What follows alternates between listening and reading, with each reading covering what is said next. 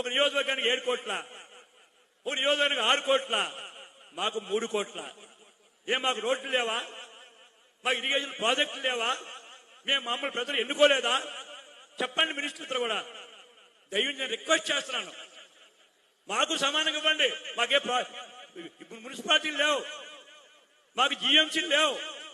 ఉన్నదల్లా గ్రామీణ ప్రాంతం. నాకు కేఎస్ చోడవరం ఎమ్మెల్యే గారిని, మరి మాకు అభివృద్ధి అక్కర్లేదా? మేము ప్రజలకు చెప్పుకోక్కర్లేదా?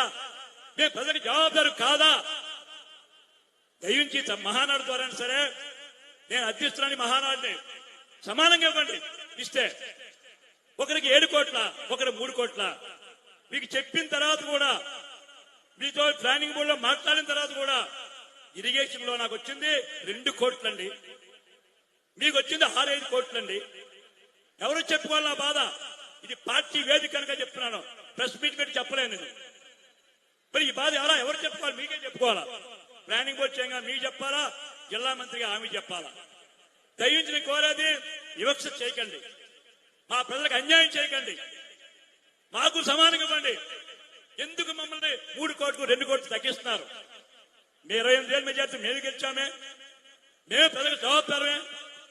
అందుచేత ఈ మహానాడు ద్వారా నేను జిల్లా అధ్యక్షుడు కోరుతున్నాను, మీరు వచ్చారు మన మహానాడికి, మా ఆవేదన వ్యధ విన్నారు. ఒక పక్క షుగర్ ఫ్యాక్టరీ మూసేస్తూ ఉన్నాం, ఆధునీకరణ చేయాలా. 3 నియోజకవర్గాలు ఆధారపడి ఉన్నాయి.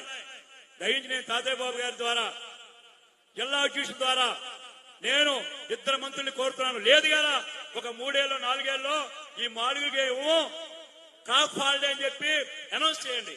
ప్రజలకు నేను జవాబుదారి చెప్పుకుంటాను. దండం పెట్టి, అయ్యా పొరపాటు నాకు మీరు ఓట్లు వేశారు, నన్ను ఏం చేయమంటారు?